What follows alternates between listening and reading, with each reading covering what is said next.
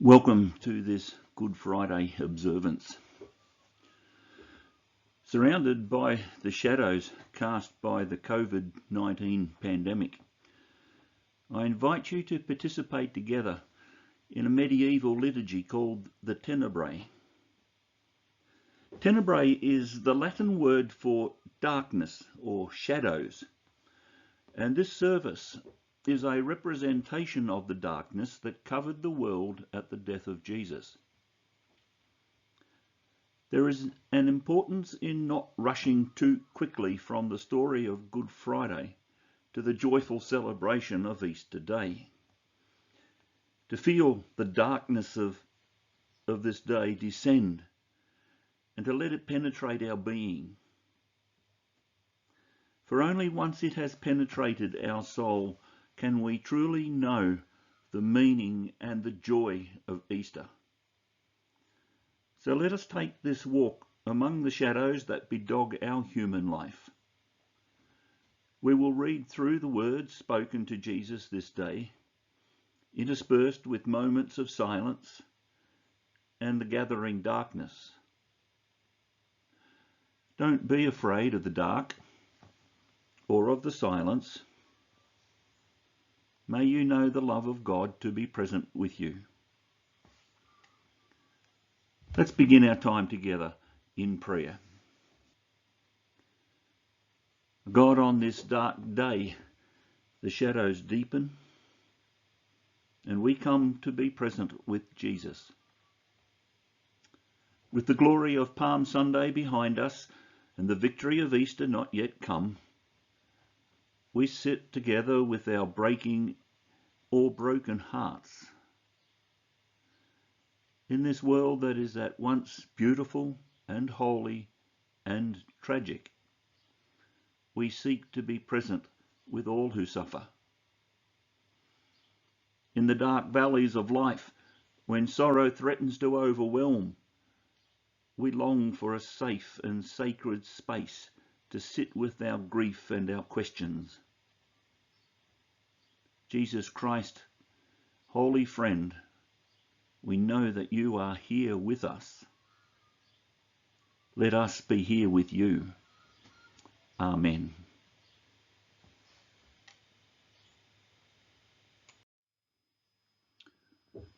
Let's start by singing just the first verse of this song by Gerald Moultrie to the Liturgy of St. James. Let all mortal flesh keep silence, and with fear and trembling stand.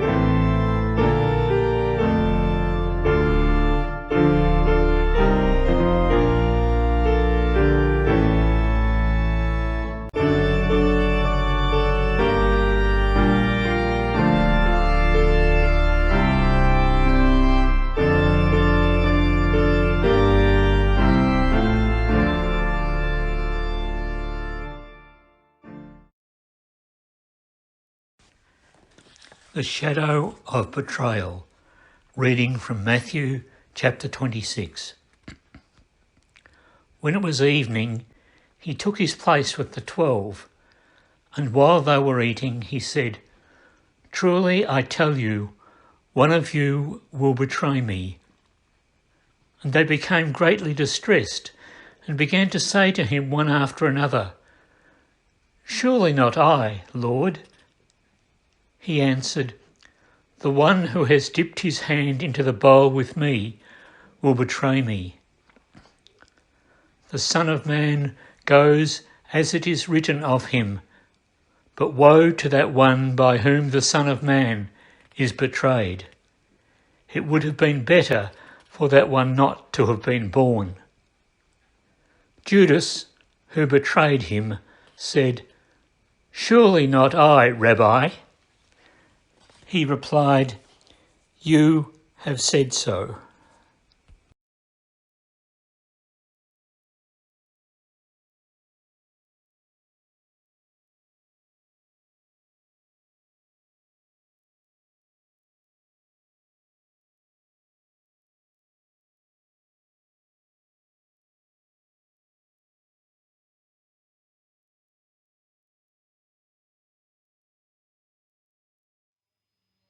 Kyrie, Kyrie, eleison.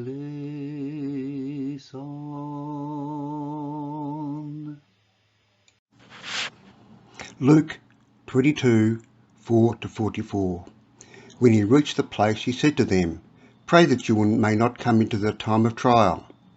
Then he withdrew from them about a stone's throw, knelt down and prayed, "Father, if you are willing, remove this cup from me. Yet not my will, but yours be done." Then an angel of heaven appeared to him and gave him strength. In his anguish he prayed more earnestly, and his sweat became like great drops of blood falling down to the ground.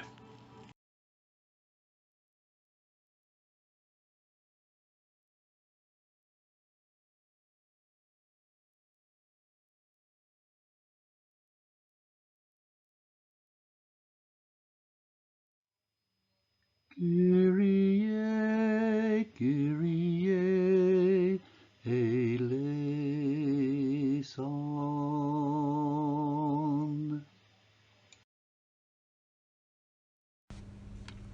The shadow of loneliness.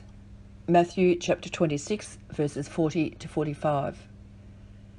Then he came to the disciples and found them sleeping, and he said to Peter, "So, could you not stay awake with me 1 hour?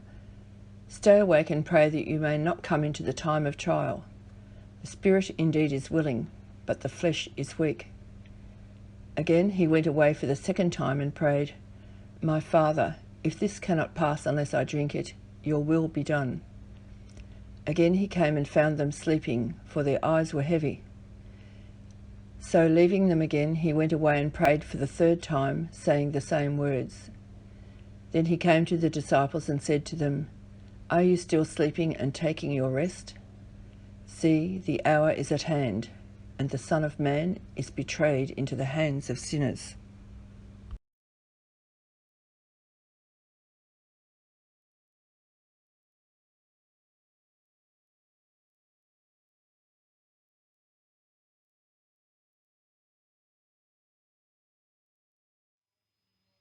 Kyrie, Kyrie, eleison.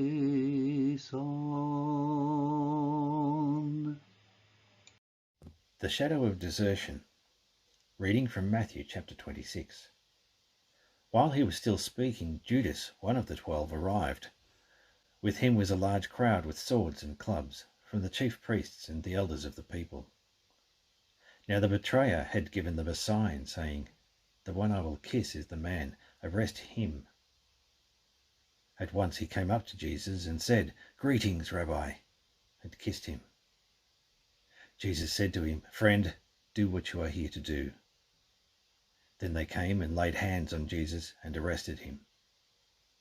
At that hour Jesus said to the crowds, "Have you come out with swords and clubs to arrest me, as though I were a bandit? Day after day I sat in the temple teaching, and you did not arrest me. But all this has taken place so that the scriptures of the prophets may be fulfilled." Then all the disciples deserted him and fled.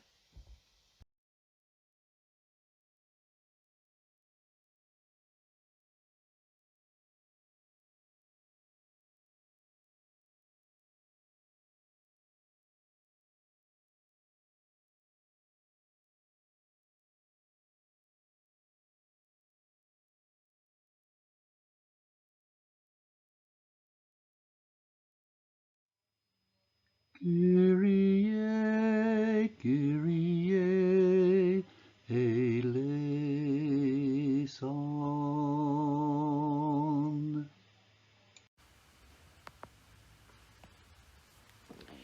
The shadow of accusation, a reading from Matthew chapter 26. Now the chief priests and the whole council were looking for false testimony against Jesus, so that they might put him to death. But they found none, though many false witnesses came forward. At last 2 came forward and said, "This fellow said, 'I am able to destroy the temple of God and to build it in 3 days.'" The high priest stood up and said, "Have you no answer? What is it that they testify against you?" But Jesus was silent. Then the high priest said to him, "I put you under oath before the living God. Tell us if you are the Messiah, the Son of God." Jesus said to him, "You have said so.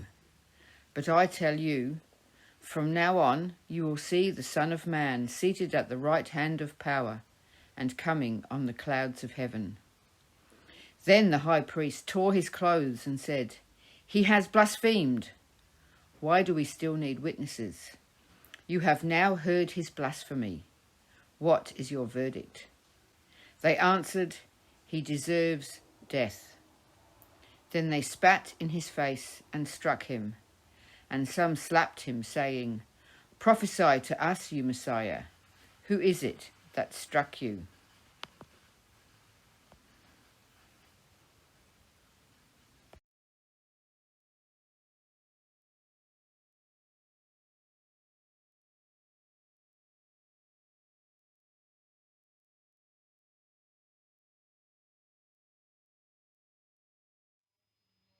Kyrie, Kyrie, eleison.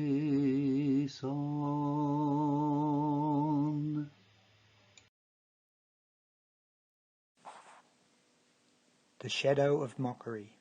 Reading from Mark chapter 15. Pilate spoke to them again. "Then what do you wish me to do with the man you call the King of the Jews?" They shouted back, "Crucify him." Pilate asked them, "Why, what evil has he done?" But they shouted all the more, "Crucify him." So Pilate, wishing to satisfy the crowd, released Barabbas for them, and after flogging Jesus, he handed him over to be crucified. Then the soldiers led him into the courtyard of the palace, that is, the governor's headquarters, and they called together the whole cohort, and they clothed him in a purple cloak, and after twisting him some thorns into a crown, they put it on him, and they began saluting him. "Hail, King of the Jews!" They struck his head with a reed, spat on him, and knelt down in homage to him. After mocking him, they stripped him of the purple cloak, and put his own clothes on him. Then they led him out to crucify him.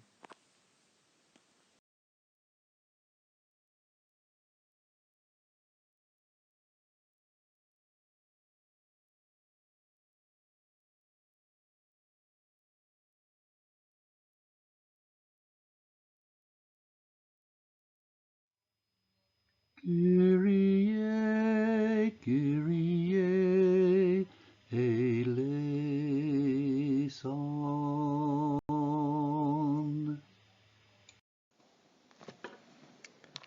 The shadow of death. Reading from Luke chapter 23. When they came to the place that is called the Skull, they crucified Jesus there with the criminals, one on his right and one on his left. Then Jesus said, "Father, forgive them, for they do not know what they are doing." And they cast lots to divide his clothing, and the people stood by watching. But the leaders scoffed at him, saying, "He saved others, let him save himself if he is the Messiah of God, the chosen one." The soldiers also mocked him, coming up and offering sour wine, and saying, "If you are the King of the Jews, save yourself." There was also an inscription over him, "This is the King of the Jews." One of the criminals who were hanged there kept deriding him and saying, "Are you not the Messiah? Save yourself and us." But the other rebuked him, saying, "Do you not fear God, since you are under the same sentence of condemnation? And we indeed have been condemned justly, for we are getting what we deserve for our deeds, but this man has done nothing wrong." Then he said, "Jesus, remember me when you come into your kingdom." He replied, "Truly I tell you, today you will be with me in paradise." It was now about noon. The darkness came over the whole land until 3 p.m, while the sun's light failed and the curtain of the temple was torn in two. Then Jesus, crying with a loud voice, said, "Father, into your hands I commend my spirit." Having said this, he breathed his last.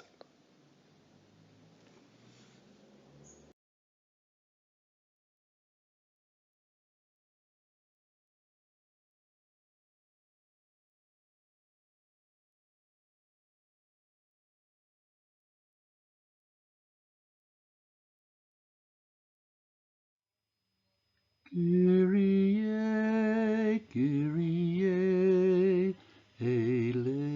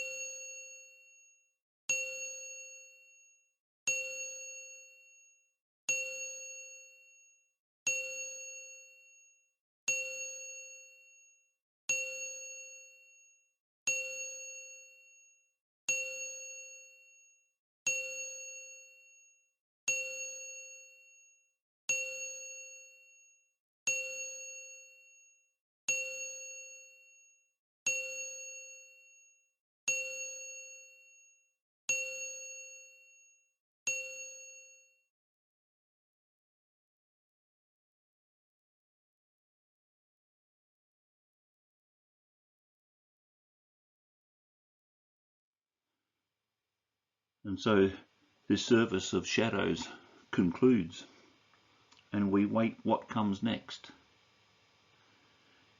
And yet we do not rush headlong to the joy of Easter morning. We rather tarry among the shadows and allow the sobering realities and meaning of this day to penetrate our souls. Then you are invited to gather again on Easter morning with us and hear the power and wonder of the Easter story to renew our spirits and joyfully lift us back to life and hope.